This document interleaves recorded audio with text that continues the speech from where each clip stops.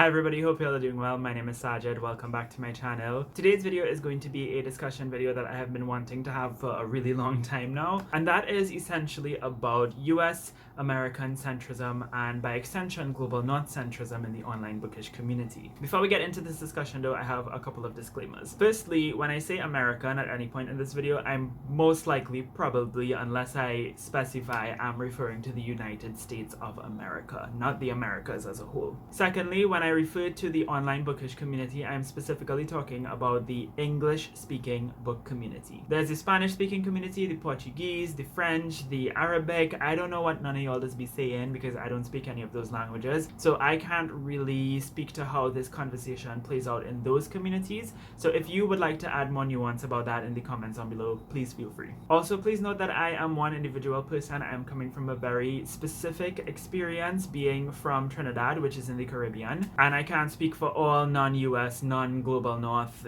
bookish community members. And finally, I'm not just talking about US centrism, I'm talking about global North centrism in general. Global North, Western, First World, developed countries, whatever you want to call them. All these terms are fraught, but for the purposes of this video, I'm using global North. So the UK, Canada, Australia, y'all might not be American, but y'all are not safe from this conversation either. So now that we've got all the disclaimers out of the way, yes, the online bookish community is very American-centric, US-centric, and by extension, global North-centric. And there are, of course, many reasons for that. One of the first reasons people cite is like access to technology and Wi-Fi and internet and resources, and that might be true to an extent, but come on. I think another main reason is simply population, right? Like, America is the most populous native English-speaking country in the world. There's 350 million of y'all, which is, scary. And the Canadians, the Brits, the Australians, and whoever else, we're talking like tens of millions of more people, right? Versus places like, say, the English-speaking Caribbean, where we only number a couple million. So inevitably, there's going to be more of y'all than there are of us. Representation also feeds into that. If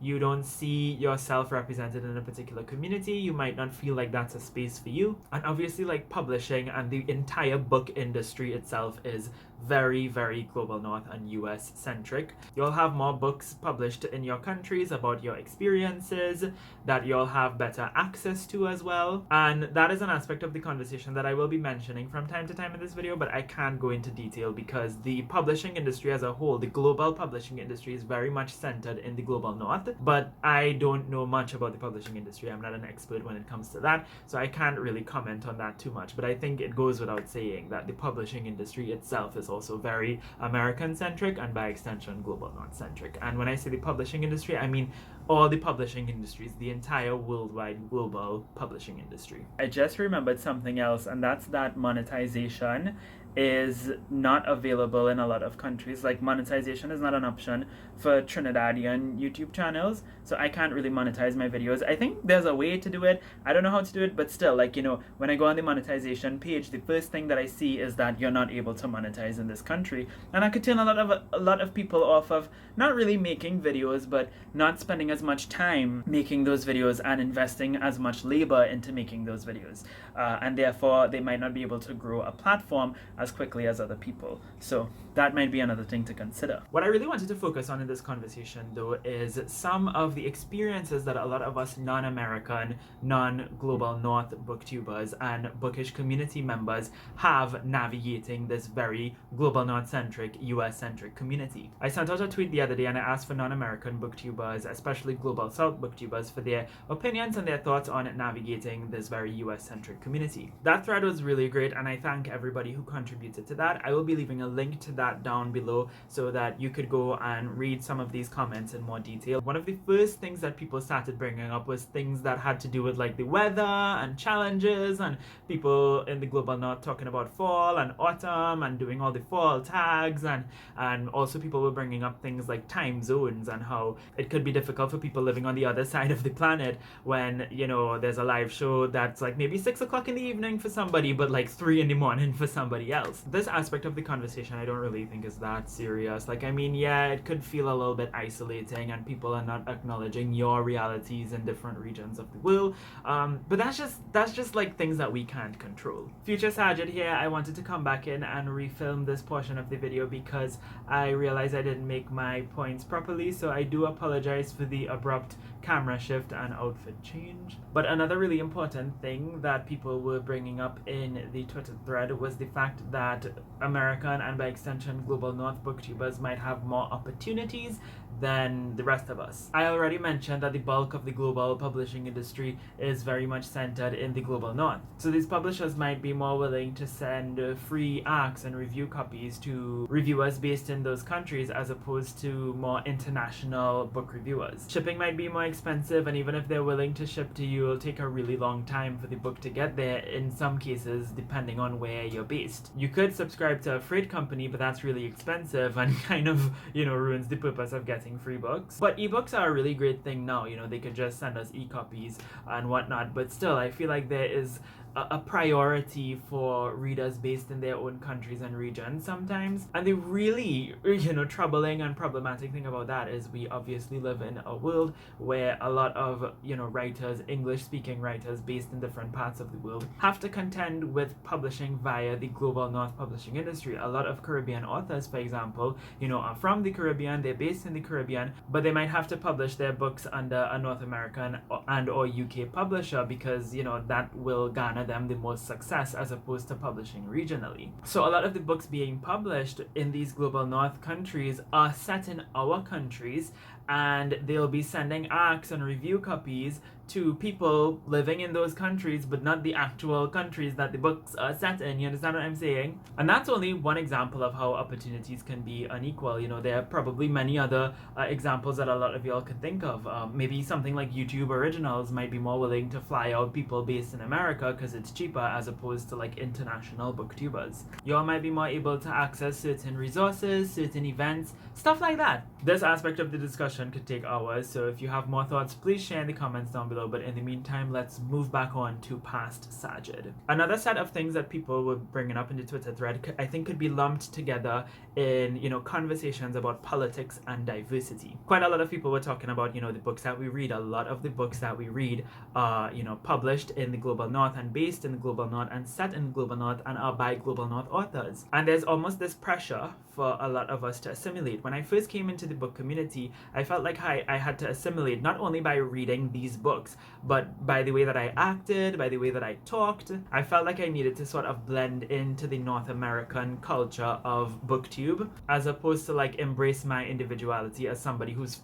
not from North America. Basic assimilation, when you are in a space where you are a minority and everybody else, acts a certain way, you feel like you have to kind of live up to those people and act like them. And you know what doesn't help? The fact that, when you walk into the bookstores in Trinidad, like the majority of the books that are available for you to buy are all not just published in the US and the UK, but the majority of them, a considerable majority of them, set in those countries. And then, you have smaller, more locally and regionally published books kind of like in the back of the store at higher prices. The assimilation thing is not just the book community's fault or booktube's fault or anything like that. It's the fault of the entire publishing industry and the way that these publishing industries based in the Global North have the ability to control what people in all over the world are reading, whether they are a part of the online book community or not. But even when we get into the conversations about diversity,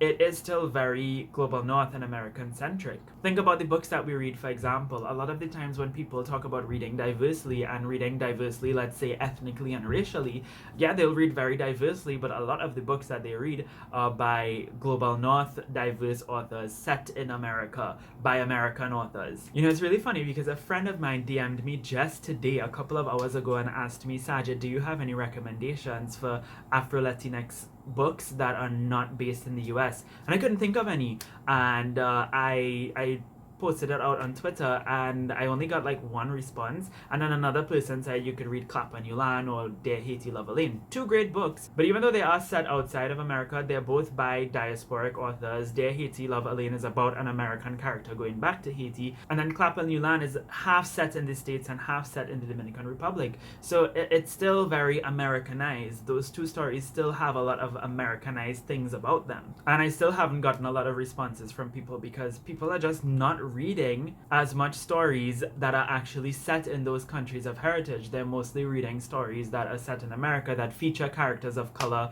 that are set in racial, ethnic, and diasporic communities in America, which I find to be so interesting. And another thing that we have a tendency to do in the book community, and this is probably the thing that I'm going to spend the most amount of time talking about in this video, is the way that we take American ideas, American discourses, and American culture and just apply it to the rest of the world. And this is not just the book community, this is like, you know, the world in general. American culture and American discourse and American ideas are a pandemic in of itself. They spread across the world in ways that would make coronavirus feel self-conscious. Americans, and by extension global North people, do that. They generalize and universalize their very specific culture and ideas and conversations and experiences to everybody else on the planet. And you know what? We eat that shit up. We have accountability to take too as people not based in those countries, because they come and they start saying all these things about race and this and that, and then we take their ideas and their conversations that are very much applicable in their context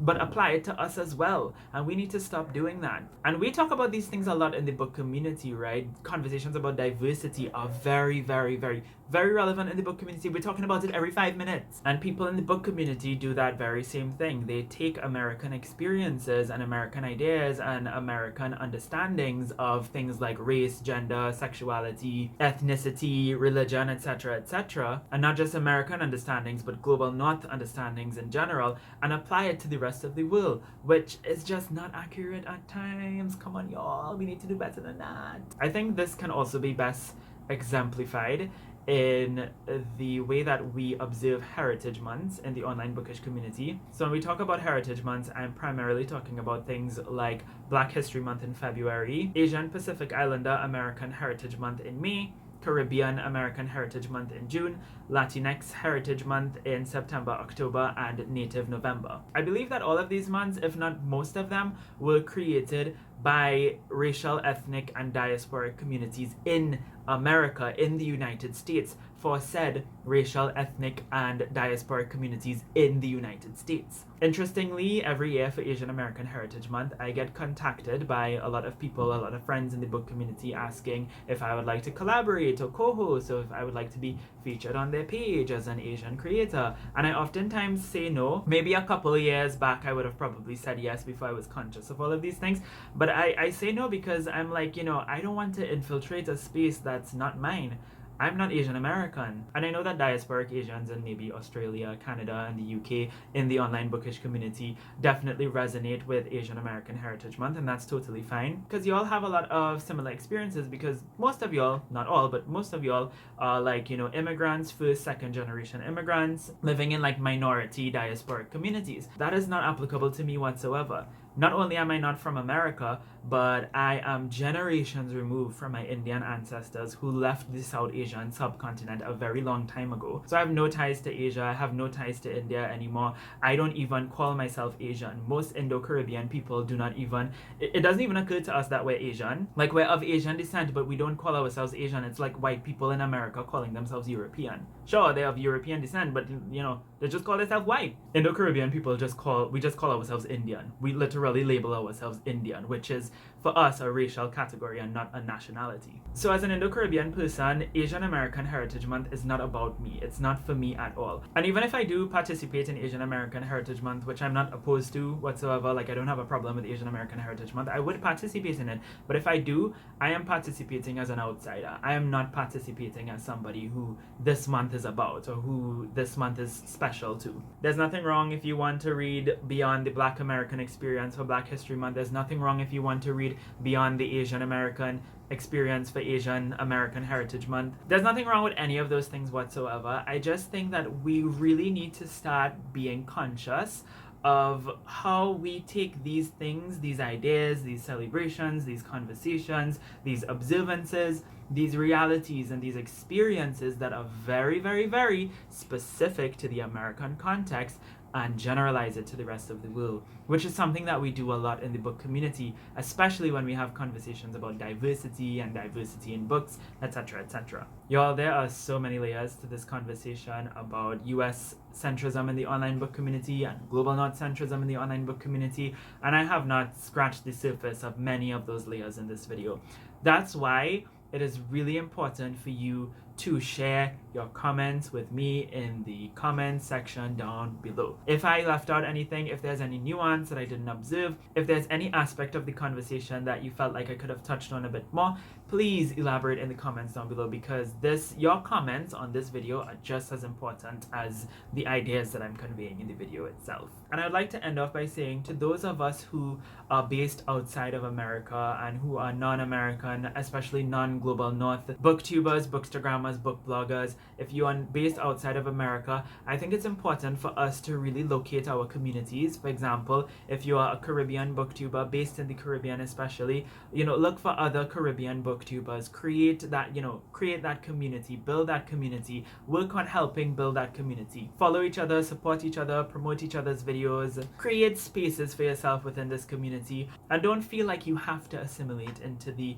North American / global North prototype. Don't feel like you have to read the same books. Don't feel like you have to do the same things. Don't feel like you have to subscribe to the same ideas. Be a part of creating your own spaces within this vast community, whilst also connecting with everybody else and showing solidarity, of course. That is everything I have to say, and as I said before, this is a vast conversation. There's so much more that could be talked about, so please let me know your thoughts in the comments down below. Thank you all ever so much for watching this video. I hope you have a lovely, lovely day, and until next time, inshallah, keep reading.